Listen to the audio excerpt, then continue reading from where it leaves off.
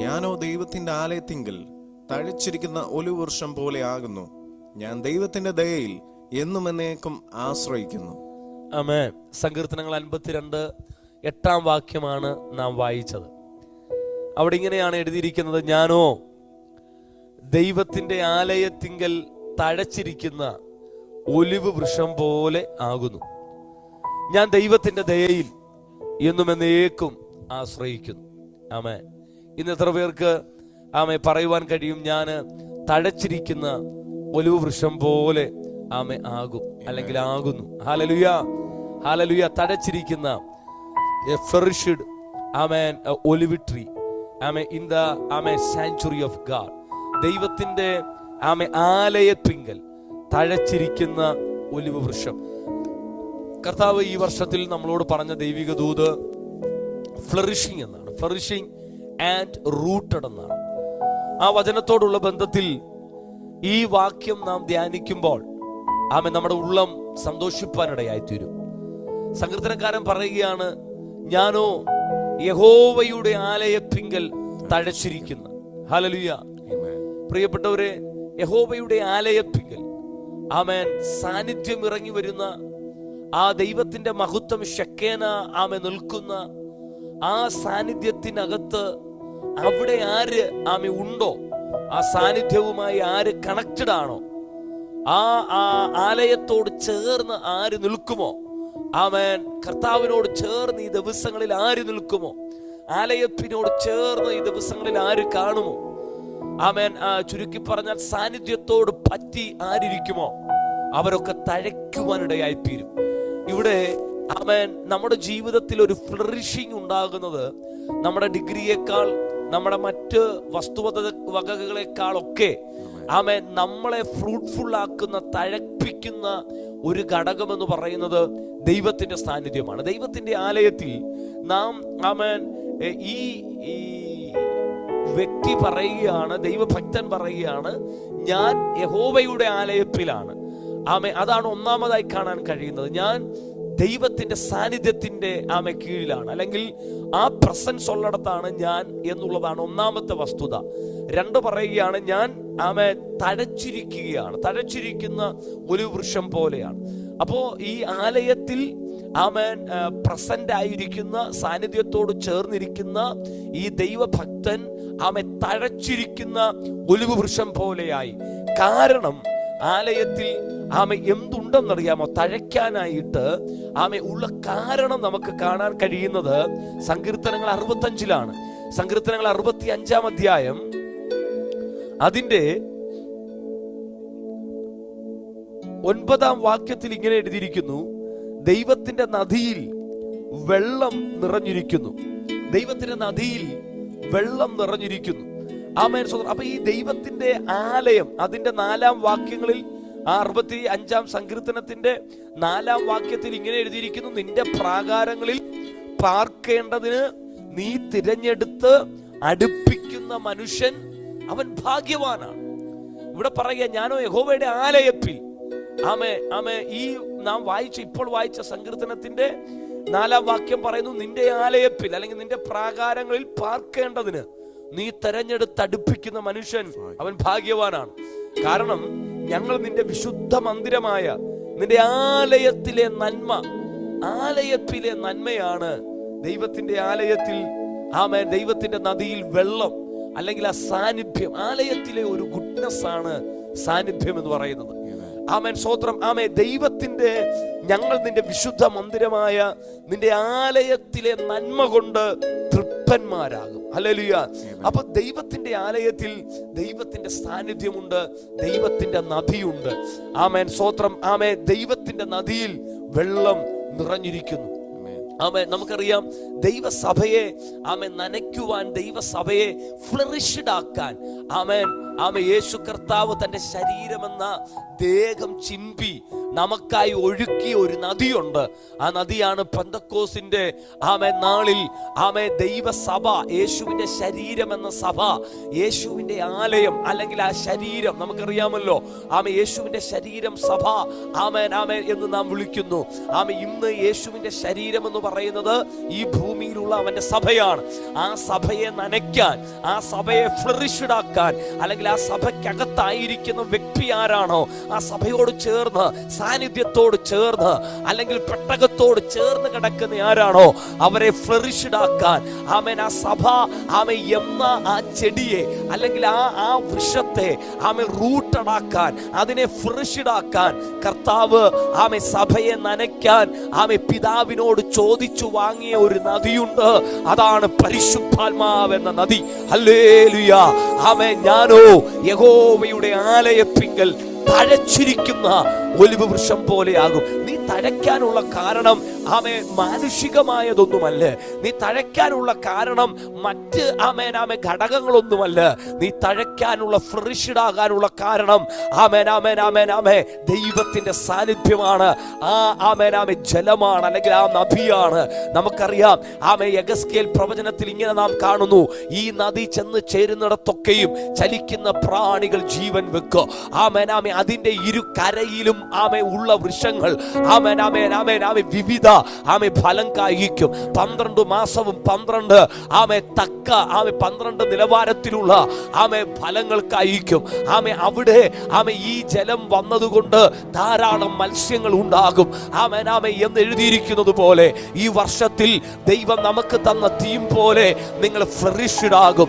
ഓരോ കുടുംബവും പറയും, ഓരോ വ്യക്തികളും പറയും, ഞാൻ യഹോവയുടെ ആലയത്തിങ്കൽ തഴച്ചിരിക്കുന്ന വൃക്ഷമാണ്. ഒരു തഴപ്പ് നിങ്ങൾക്കുണ്ടാകാൻ പോകുന്നു. ഒരു ഫ്ലറിഷിംഗ് നിങ്ങളുടെ ജീവിതത്തിൽ കാണാൻ പോകുന്നു. അത് നിങ്ങളുടെ ആത്മീക മേഖലയാകട്ടെ, നിങ്ങളുടെ ഭൗതിക മേഖലയാകട്ടെ, നിങ്ങളുടെ ഫൈനാൻസ് മേഖലയാകട്ടെ, ഒരു ഫ്ലറിഷിംഗ്. ഇന്നലകളിൽ ഒരു തഴപ്പ് കാണാൻ കഴിയാതെ, സ്വത്രം ഒരു ഫ്ലറിഷിംഗ് കാണാൻ കഴിയാതെ നിങ്ങൾ ക്ഷീണിച്ച് വാടി കരിഞ്ഞ മേഖലകൾ എവിടെങ്കിലും ഉണ്ടെങ്കിൽ ഈ ദിവസങ്ങളിൽ സങ്കീർത്തനക്കാരൻ ഈ വാക്യത്തോട് ചേർന്ന് നാമും ആവർത്തിച്ചു പറ, ഞാനോ യഹോവയുടെ ആലയത്തിങ്കൽ തഴച്ചിരിക്കുന്ന ഒലിവൃക്ഷം പോലെയാണ്. ഈ ദൈവത്തിന്റെ ആലയത്തിൽ ദൈവം ദൈവത്തിന്റെ ആലയത്തിൽ വസിക്കേണ്ടതിന് ദൈവം തെരഞ്ഞെടുത്തടുപ്പിക്കുന്ന മനുഷ്യൻ ഭാഗ്യവാൻ. അങ്ങനല്ലേ നാം വായിച്ചേ? അപ്പോ എല്ലാവർക്കും അതിന് പറ്റത്തില്ല. ചിലർ ആഗ്രഹിച്ചാലും ചിലപ്പോൾ ഒരു പക്ഷേ നമ്മുടെ ഉള്ളിലെയൊക്കെ അനേക ആഗ്രഹങ്ങൾ ഉണ്ടല്ലോ, പലതും പലപ്പോഴും നടക്കാറില്ല. പക്ഷേ ദൈവത്തോട് ഈ ദിവസങ്ങൾ നാം പ്രാർത്ഥിക്കണം, അപ്പാ നിന്റെ ആലയത്തിൽ, നിന്റെ സാന്നിധ്യത്തിൽ അശക്കേൻ ഇറങ്ങി വരുന്നിടത്ത് സ്വോത്രം ദൈവത്തിന്റെ മഹത്വം ആഴത്തിൽ വെളിപ്പെടുന്നിടത്ത് നിന്റെ പ്രാകാരങ്ങളിൽ പാർക്കേണ്ടതിന്, നിന്റെ സാന്നിധ്യത്തിൽ പാർക്കേണ്ടതിന് നീ തെരഞ്ഞെടുത്തടുപ്പിക്കുന്ന മനുഷ്യൻ ഭാഗ്യവാൻ എന്ന് പറയാനുള്ള കാരണം അവൻ ഒലിവ് വൃക്ഷം പോലെ തഴയ്ക്കും. അവൻ ഒലിവ് വൃക്ഷം പോലെ തഴയ്ക്കും. പ്രിയപ്പെട്ടവരെ, ദൈവത്തിന്റെ വചനം നാം പഠിക്കുമ്പോൾ ഈ ഒലിവ് വൃക്ഷം അതിൽ, അല്ലെങ്കിൽ ആ ഒലിവ് വൃക്ഷത്തിന്റെ ഇല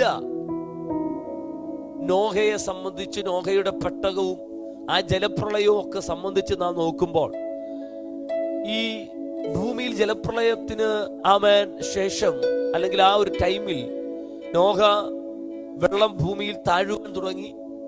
അങ്ങനെ എന്തായി സ്ഥിതി എന്നറിയാൻ നോഹ പെട്ടകത്തിൽ നിന്നും ഒരു പ്രാവിനെ അയക്കുകയാണ്. ആ പ്രാവിന്റെ ചുണ്ടിൽ പ്രാവ് കൊത്തിയെടുത്തുകൊണ്ട് വരുന്ന ഇല ഒലിവിന്റെ ഇലയാണ്. പ്രിയപ്പെട്ടവർ, ഈ ഒലിവ് എണ്ണ, ഒലിവ് കായാണ്. ഇടിച്ച് അല്ലെങ്കിൽ ചതച്ച് അതിനകത്തുനിന്നാണ് ആലയത്തിൽ നിലവിളക്ക് നിരന്തരം കത്തിക്കൊണ്ടിരിക്കേണ്ടതിന് എണ്ണ എടുത്തിരുന്നത്. അപ്പൊ ഈ ഒലിവും അല്ലെങ്കിൽ ആ ഒലിവിന്റെ കായും ഇതൊക്കെ ഒരു അഭിഷേകത്തെ, ഒരു വർധനവിനെ, ഒരു തഴപ്പിനെ, ആത്മാവിനെ, ഒക്കെ നിറവിനെ ഒക്കെ കാണിക്കുന്നതാണ്. പ്രിയപ്പെട്ടവരെ, ഈ ഒലിവിന്റെ ഇല പ്രാവിന്റെ ചുണ്ടിലിരുന്നത് പോലെ ദൈവ സാന്നിധ്യത്തിനകത്തിരിക്കുന്ന നീ ആമേൻ ആ സാന്നിധ്യത്താൽ കവറാക്കപ്പെടും. ഞാനോ യഹോവയുടെ ആലയത്തിങ്കൽ ഇരിക്കുന്ന ഒലിവ് വൃക്ഷം പോലെ. അപ്പോൾ നമ്മൾ ആമേൻ ആ പ്രാവിന്റെ ചുണ്ടിൽ ഒലിവിന്റെ ഇല ഇരുന്നത് പോലെ നീ ദൈവ കരങ്ങളിൽ ഉപയോഗിക്കപ്പെടുവാനിടയായി തീരും. ലോകത്തിൽ ഒരുപാട് വൃക്ഷങ്ങളില്ലായിരുന്നു. അപ്പോൾ ഈ ഒലിവ് എന്ന് പറയുന്നത് ഭയങ്കര ഉയരത്തിലൊന്നും വളരുന്ന വൃക്ഷമല്ലെന്നാണ് പണ്ഡിതാക്കൾ എഴുതിയിരിക്കുന്നത്. ഈ ഒലിവിനേക്കാൾ ഉയരത്തിൽ വളരാൻ കഴിവുള്ള വൃക്ഷങ്ങളൊക്കെ ഉണ്ടായിരുന്നു. പക്ഷെ പ്രാവിന്റെ ചുണ്ടിൽ ഇരുന്നത് ഒലിവിന്റെ ഇലയാണ്. കാരണം ഈ ഒലിവ് ഞാനോ യഹോവയുടെ ആലയത്തിൽ തഴച്ചിരിക്കുന്ന ഒലിവ് വൃക്ഷം. ഈ സാന്നിധ്യത്തിൽ നകത്ത്, ദൈവിക പ്രസൻസിനകത്ത്, ആലയത്തിനകത്ത് ആരാണോ അവരെയാണ് ദൈവം കരങ്ങളിൽ എടുക്കാൻ ഇടയായി തീരുന്നത്. പ്രിയപ്പെട്ടവരെ, പെട്ടകത്തോട് ചേർന്ന് ശമൂവേൽ വന്ന് കടന്നു. സാന്നിധ്യത്തോട് ചേർന്ന് ആ ആലയത്തോട് ചേർന്ന് ശമൂവേൽ വന്ന് കടന്നു. നമുക്കറിയാം ഹന്ന ദൈവസന്നിധിയിൽ കരഞ്ഞ് അവളുടെ മറുപടിയാണ് ഈ ശമൂവേൽ. പെനീനെ ഒരുപാട് നോവിപ്പിച്ചതൊക്കെയാണ് ഹന്നെ. പെനീനയുടെ മക്കളെ കുറിച്ച് വചനം വലുതായിട്ടൊന്നും പറയുന്നില്ല. സ്തോത്രം. എന്നാൽ സാന്നിധ്യത്തോട് വന്ന് ചേർന്ന് കടന്ന ശമൂവേല് ദൈവശബ്ദം കേട്ടതുപോലെ അവൻ ആലയത്തിൽ തഴച്ചിരിക്കുന്ന ഒലിവ് വൃക്ഷം പോലെ ആയതുപോലെ അവൻ താൻ മുതൽ ബർശേബ വരെ ദൈവത്തിന്റെ വിശ്വസ്ത പ്രവാചകനായി തീർന്നതുപോലെ ഈ ദിവസങ്ങൾ ആലയത്തോട്, ദൈവ സാന്നിധ്യത്തോട്, പെട്ടകത്തോട് ചേർന്ന് കിടക്കാൻ ആര് തയ്യാറാകുമോ അവർ ദൈവത്തിന്റെ നാവായി, അല്ലെങ്കിൽ ദൈവത്തിന്റെ പരിശുദ്ധാത്മാവിന്റെ ചുണ്ടിൽ ഇരിക്കുന്ന ഒലിവിന്റെ ഇലയായി ദൈവം നിന്നെ ഉപയോഗിപ്പാൻ, ദൈവം നിന്നെ അനേകർക്കൊരു അടയാളമായി, അനേകർക്കൊരു തെളിവായി, അനേകർക്കൊരു സാക്ഷ്യമായി നിർത്താൻ ദൈവം ആഗ്രഹിക്കുകയാണ്. സ്തോത്രം. അതിന് നാം ചെയ്യേണ്ടത് സാന്നിധ്യത്തോട് അടുത്ത് വരിക. If you want to be a flourished, നിങ്ങൾ ഫ്ലറിഷ്ഡ് ആകാൻ ആഗ്രഹിക്കുന്നുവോ? നിങ്ങൾ സാമ്പത്തികമാകട്ടെ, ആത്മീകമാകട്ടെ, ശുശ്രൂഷ തലങ്ങളോ മറ്റു മേഖലകളോ ആകട്ടെ, നിങ്ങൾ ഫ്ലറിഷ്ഡ് ആകാൻ ആഗ്രഹിക്കുന്നോ? ആലയത്തിലേക്ക് വരിക. ആലയത്തിൽ ദൈവത്തിന്റെ നദിയുണ്ട്, ആലയത്തിൽ ദൈവത്തിന്റെ സാന്നിധ്യമുണ്ട്. നമുക്കറിയാം. ഒരു കാര്യം കൂടെ പറഞ്ഞ് വേഗത്തിൽ ഞാൻ നിർത്തട്ടെ. പഴയ നിയമം നാം പഠിക്കുമ്പോൾ, പഴയ നിയമത്തിൽ സ്തോത്രം മോശ പറഞ്ഞിട്ട് സാക്ഷ്യ കൂടാരങ്ങൾക്കകത്ത് കൊണ്ടുവന്ന് വെച്ച 12 വടികളെ കുറിച്ച് നമുക്ക് കാണുവാൻ കഴിയും. മോശ പറഞ്ഞിട്ട് സാക്ഷ്യ കൂടാരത്തിനകത്ത് കൊണ്ടുവന്ന് വെച്ച 12 വടികൾ.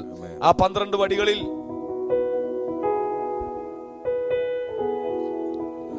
അഹരോന്റെ വടിയെ ദൈവം തളർപ്പിച്ചതായി നമ്മൾ വചനത്തിൽ നമ്മൾ വായിക്കുന്നല്ലോ.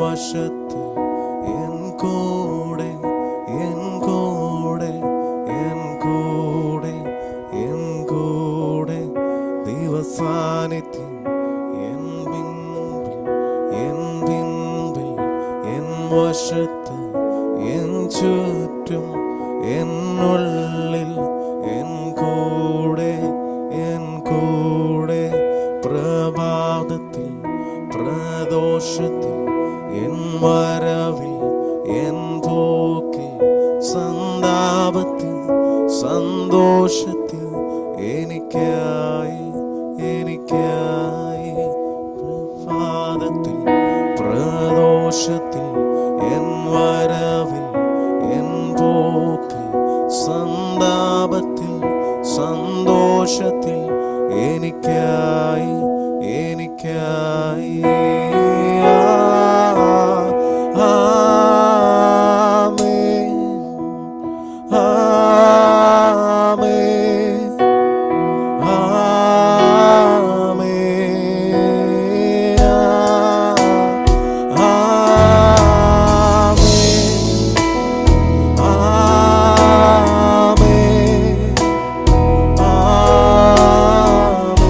ഞാനോ യഹോവയുടെ ആലയത്തിങ്കൽ തഴച്ചിരിക്കുന്ന ഒലിവ് വൃക്ഷം പോലെയാണ്. നമുക്കറിയാം. സംഖ്യാപുസ്തകം 17-ാം അധ്യായത്തിലേക്ക് വന്നാൽ അവിടെ മോശ പറഞ്ഞിട്ട് ഇസ്രായേൽ ഗോത്രങ്ങളിൽ നിന്നും ഇസ്രായേൽ ഗോത്രങ്ങളുടെ തലവന്മാർ, പ്രഭുക്കന്മാർ അവരുടെ സംഖ്യയ്ക്കൊത്തവണ്ണം 12 വടികൾ ദൈവത്തിന്റെ സാക്ഷ്യ കൂടാരത്തിനകത്ത് കൊണ്ടുവരുവാൻ തക്കവണ്ണം പറയുകയാണ്. 17-ാം അധ്യായത്തിന്റെ 1 മുതൽ നാം വായിച്ചാൽ, മോശ വീണ്ടും ഇസ്രായേൽ മക്കളോട് സംസാരിച്ച് അവരോട് പറയുകയാണ്, നിങ്ങളുടെ സകല ഗോത്ര പ്രഭുക്കന്മാരോടും ഓരോ വടി വീതം 12 വടി വാങ്ങി ഓരോരുത്തന്റെ വടിമേൽ അവന്റെ പേര് എഴുതുക. ലേവിയുടെ വടിമേലോ അഹരോന്റെ പേര് എഴുതണം. ഓരോ ഗോത്രത്തലവിന് ഓരോ വടി ഉണ്ടായിരിക്കണം. സമാഗമന കൂടാരത്തിൽ ഞാൻ നിങ്ങൾക്ക് വെളിപ്പെടുന്ന ഇടമായ സാക്ഷ്യത്തിന്റെ മുൻപാകെ അവയെ വെക്കണം എന്ന് മോശ പറയുകയാണ്. 7-ാം വാക്യം, മോശ വടികളെ സാക്ഷ്യ കൂടാരത്തിൽ യഹോവയുടെ സന്നിധിയിൽ വെച്ചു. മോശ വടികളെ സാക്ഷ്യ കൂടാരത്തിൽ യഹോവയുടെ സന്നിധിയിൽ വെച്ചു. ഈ ദിവസങ്ങളിൽ നിങ്ങളാകുന്ന വടികളെ, നിങ്ങളുടെ പ്രാർത്ഥനകളാകുന്ന വടികളെ ആലയത്തിനകത്തേക്ക്, ദൈവ സാന്നിധ്യത്തിനകത്തേക്ക് ഒന്ന് കൊണ്ടുവന്ന് വെക്കാൻ തയ്യാറായാൽ നിങ്ങൾ ചില വിഷയങ്ങൾക്കകത്ത് അത്ഭുതം കാണാൻ പോവുകയാണ്. നിങ്ങൾ ചില വിഷയങ്ങൾക്കകത്ത് ഭയങ്കര റിസൾട്ട് കാണാൻ പോവുകയാണ്. നിങ്ങൾ ഒലിവ് വൃക്ഷം പോലെ, ഞാനോ യഹോവയുടെ ആലയത്തിങ്കൽ തഴച്ചിരിക്കുന്ന ഒലിവ് വൃക്ഷം എന്നതുപോലെ ഇന്നലകളിൽ, കഴിഞ്ഞ വർഷങ്ങളിൽ എവിടെയൊക്കെ ഒരു തളിർപ്പ് കാണാൻ നിങ്ങൾ ആഗ്രഹിച്ചു, പക്ഷെ നടന്നില്ലയോ? എവിടെയൊക്കെ ഒരു തളിർപ്പ്, ഒരു ഫ്ലറിഷിംഗ് കാണാൻ നിങ്ങൾ കൊതിച്ചുവോ? ആ ഇടങ്ങളിലൊക്കെ ഭയങ്കരമായ ഒരു ഫ്ലറിഷിംഗ് ഈ ദിവസങ്ങളിൽ ഉണ്ടാകും, ഈ വർഷത്തിൽ ഉണ്ടാകും. നിങ്ങൾ ചെയ്യേണ്ടത്, നിങ്ങളാകുന്ന വടികൾ ആലയത്തിലേക്ക് വരട്ടെ, സാന്നിധ്യത്തിലേക്ക് വരട്ടെ, ദൈവത്തിന്റെ സാന്നിധ്യത്തിലേക്ക് നിങ്ങൾ അടുപ്പിരിപ്പാൻ തയ്യാറാകട്ടെ. നിങ്ങൾ ഭയങ്കരമായി ഫ്ലറിഷ്ഡ് ആകാൻ പോവുകയാണ്. ഈ മോശ ഈ വടികളെ ആലയത്തിൽ കൊണ്ടുവന്നു. നമുക്കറിയാം, ഈ ഉണങ്ങിയിരിക്കുന്ന കുറച്ച് കമ്പുകൾ 12 വടികളാണ്. പക്ഷേ ഒരു പച്ചിപ്പും ഒരു ഫ്ലറിഷിംഗ്, ഒരു നന്മയും കാണാനില്ലല്ലോ. കുറച്ച് വടികളല്ലേ കൊണ്ടുവന്നത്, ഇലകളല്ലല്ലോ, ഇലകളുള്ള വടികളല്ലല്ലോ, പച്ചിപ്പുള്ളതല്ലല്ലോ, കുറച്ച് വടികൾ കൊണ്ടുവന്നു. ഈ വടികൾക്കകത്ത് ഒരു ജീവന്റെ തുടിപ്പുമില്ല. കണ്ടവരും നോക്കിയവരും അല്ലെങ്കിൽ മറ്റുള്ളവരും ഒക്കെ ഈ വടിക്ക് ഇനി ഒരു തളിർപ്പില്ല. ഒരു പക്ഷെ ഞാൻ ഈ പ്രഭാതത്തിൽ നിങ്ങളെ നോക്കി ഒരു ദൂത് പറയാം. ആരെങ്കിലും നിങ്ങളെ നോക്കി, നിങ്ങളുടെ കുടുംബത്തെ നോക്കി, നിങ്ങളുടെ ഇപ്പോഴത്തെ സാഹചര്യങ്ങളെ നോക്കി ഇനി ഒരു തളിർപ്പില്ല എന്ന് പറയുന്നെങ്കിൽ, ഇനിയും ഇവനൊരു വളർച്ചയില്ല എന്ന് പറയുന്നെങ്കിൽ, ഇനിയും നിങ്ങൾക്കൊരു എഴുന്നേൽപ്പില്ല എന്ന് പറയുന്നെങ്കിൽ, ഞാൻ പറയുന്നു, come on, come to the sanctuary of the God. നിങ്ങൾ ദൈവത്തിന്റെ സാന്നിധ്യത്തിലേക്ക് കയറുക. നീ എത്ര ഉണങ്ങിയ വടിയാണെങ്കിലും, നീ എത്ര കരിഞ്ഞതാണെന്ന് പറഞ്ഞാലും, നിന്നെ കുറിച്ച് ഇനി ഒരു നന്മയില്ലെന്ന് ശത്രു എത്ര എഴുതിയാലും, എത്ര പറഞ്ഞാലും, ദൈവത്തിന്റെ ആലയത്തിലേക്ക്, ദൈവത്തിന്റെ ആലയത്തിൽ നദിയുണ്ട്, നദി. ദൈവത്തിന്റെ ആലയത്തിൽ സാന്നിധ്യമുണ്ട്. അവന്റെ ആലയത്തിൽ പാർക്കേണ്ടതിന് അവൻ തിരഞ്ഞെടുത്തടുപ്പിക്കുന്ന പുരുഷൻ അവൻ ഭാഗ്യവാൻ. കമോൺ, ഈ ദിവസങ്ങളിൽ കയറി വാ സാന്നിധ്യത്തിലേക്ക്. ആ സാന്നിധ്യത്തിനകത്തേക്ക് നീ കയറി വരുമ്പോൾ നിന്റെ ഉണങ്ങിയ അവസ്ഥകൾ മാറും. ഇവിടെ ഉണങ്ങിയ കുറച്ച് വടികൾ കൊണ്ടുവച്ചു. എന്നാൽ യഹോവ പെരഞ്ഞെടുത്ത അഹരോന്റെ വടി, വചനം എഴുതിയിരിക്കുന്നു, ഒറ്റ രാത്രി കൊണ്ട് സാന്നിധ്യത്തിനകത്തിരുന്ന വടി ഒറ്റ രാത്രി കൊണ്ട് തളിർത്ത് പൂത്ത് ഫലം കായ്ച്ചതുപോലെ ഒരു തളിർപ്പ്, ഒരു ഫ്ലറിഷിംഗ് ദൈവം നിങ്ങളുടെ കുടുംബത്തിന് മേൽ, ദൈവം നിങ്ങളുടെ ശുശ്രൂഷയുടെ മേൽ, ദൈവം സഭയുടെ മേൽ ദൈവം അത് ഇടാൻ പോകുന്നു, ദൈവം അത് തരാൻ പോകുന്നു. മനുഷ്യർക്ക് ഇത് അസാധ്യം, പക്ഷേ യഹോവയ്ക്ക് സകലവും സാധ്യം. ഒറ്റ രാത്രി കൊണ്ട് വടി തളിർത്തു. സ്വോത്രം പൂത്തു. അത് ബദാം ഫലം കായ്ച്ചു എന്നാണ്. 8-ാം വാക്യം ഇങ്ങനെ എഴുതിയിരിക്കുന്നു, പിറ്റേന്നാൾ മോശ സാക്ഷ്യ കൂടാരത്തിൽ കടന്നപ്പോൾ ലേവി ഗൃഹത്തിലുള്ള അഹരോന്റെ വടി തളിർത്തിരിക്കുന്നത് കണ്ടു. അത് തളിർത്തു, ഫ്ലറിഷിംഗ്.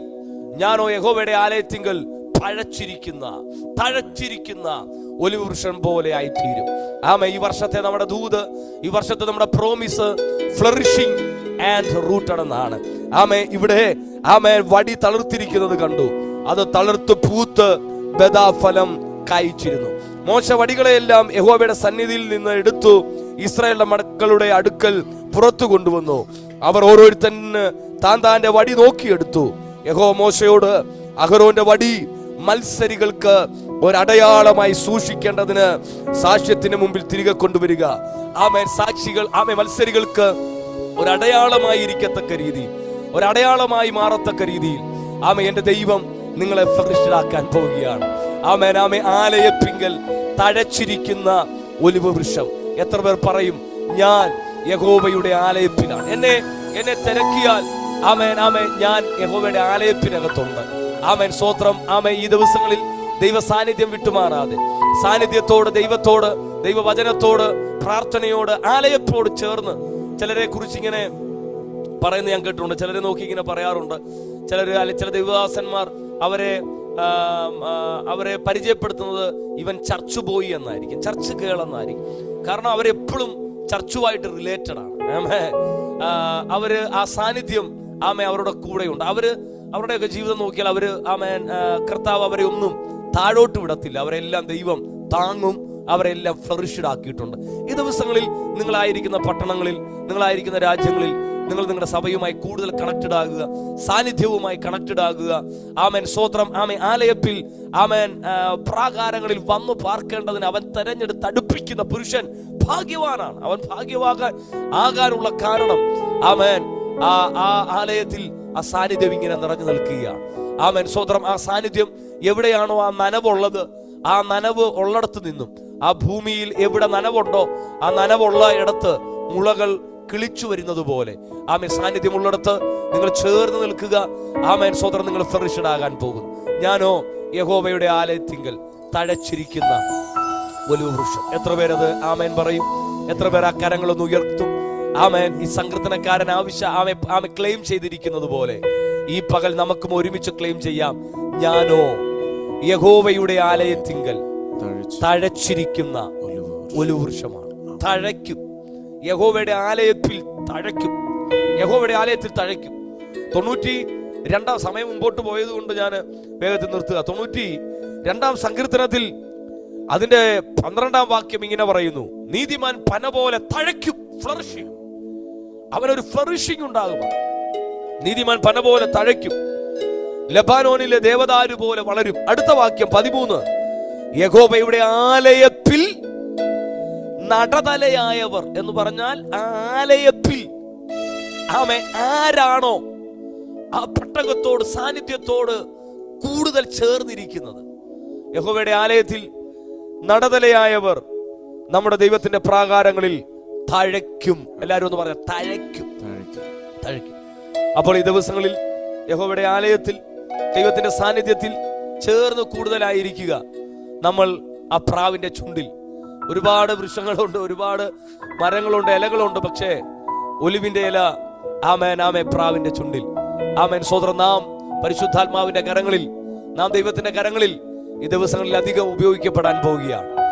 അത് വിശ്വസിക്കുന്നവർ കർത്താവിന് നന്ദി പറഞ്ഞ് ആമേൻ പറഞ്ഞ് കർത്താവേ, ഞാനോ യഹോവയുടെ ആലയത്തിങ്കൽ തഴച്ചിരിക്കുന്ന ഒരു വൃക്ഷം പോലെ. മറ്റുള്ളവർ എന്നെ ചിലരെ അന്വേഷിച്ചാൽ ചിലരെ കിട്ടത്തില്ല, അവർ ബിസിയാണ്, അവർ മറ്റു കാര്യങ്ങൾക്കകത്താണ്. പക്ഷേ നമുക്കൊരു സമയം കിട്ടുമ്പോൾ ഓടി ദൈവത്തിന്റെ സാങ്ച്വറി, ദൈവത്തിന്റെ ആലയത്തിങ്കൽ, ദൈവത്തിന്റെ സാന്നിധ്യത്തിങ്കൽ. സ്തോത്രം.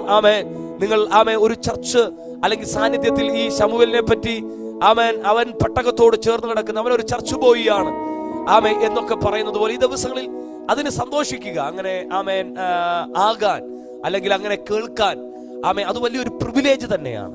കർത്താവേ, ഞങ്ങളുടെ യൗവനം മറ്റു മേഖലകളിലല്ല, ഞങ്ങളുടെ സമയം മറ്റു തലങ്ങളിലല്ല, ആലയത്തോട് പെട്ടകത്തോട് ചേർന്ന് സങ്കീർത്തനക്കാരൻ പറയുന്നത് പോലെ ഞാനോ യഹോവയുടെ ആലയത്തിങ്കൽ തഴച്ചിരിക്കുന്ന ഒലിവ് വൃക്ഷം പോലെ. ഈ ദിവസങ്ങളിൽ ആലയത്തോട് ചേർന്ന് കടക്കുന്ന ഒരു കൂട്ടത്തെ പരിശുദ്ധാത്മാവ് എഴുന്നേൽപ്പിക്കണമേ. അവർ തഴക്കട്ട്, അവർ വേരൂന്നിട്ട്, അവർ ദൈവത്തിന്റെ പരിശുദ്ധാത്മാവിന്റെ ചുണ്ടിൽ അവരെന്ന ഇല കാണപ്പെടുകയാൽ സ്തോത്രം. അവർ ഇപ്പോൾ കരിഞ്ഞ അവസ്ഥയായിരിക്കും, ഇലകളില്ലായിരിക്കും. പക്ഷേ സാന്നിധ്യത്തിനകത്തിരുന്ന വടി പെട്ടെന്ന് തളർത്തതുപോലെ ഭയങ്കര ഒരു ഫ്ലറിഷിംഗ് ഈ വർഷത്തിൽ നിന്റെ ജനത്തിന്റെ മേൽ ദൈവം പകരുകയാൽ നന്ദി. ഞങ്ങൾ അവരെ ബ്ലസ് ചെയ്ത് പ്രാർത്ഥിക്കുന്നു യേശു ക്രിസ്തുവിൻ നാമത്തിൽ തന്നെ പിതാവേ, ആമേൻ. ആമേൻ. എന്നോട് ചേർന്നൊന്ന് പറഞ്ഞേ, ആമേൻ, ആമേൻ, ആമേൻ. ഈ വർഷം ഞാൻ തഴയ്ക്കും, ഫ്ലറിഷ്ഡ് ആകും. flourished ആകും. ആമേ റൂട്ടഡ് ആകും. ഞാൻ rooted ആകും. ആമേ കർത്താവ് എല്ലാരെയും അനുഗ്രഹിക്കട്ടെ. Amen. ആമേ ആലയത്തിങ്കൽ തഴയ്ക്കുക. ആമേ ആലയത്തിൽ ദൈവത്തിന്റെ സാന്നിധ്യമുണ്ട്. ആലയത്തിൽ പരിശുദ്ധാത്മാവ് ഒഴുകുകയാണ്. ആമേൻ ഒഴുകുന്ന നദിയുടെ ആമേ അടുത്ത് ചേർന്ന് നിൽക്കുന്ന ഒരു വൃക്ഷമായി നിങ്ങൾ നിൽക്കുക. ദൈവം ധാരാളമായി നിങ്ങളെ അനുഗ്രഹിക്കട്ടെ. God bless.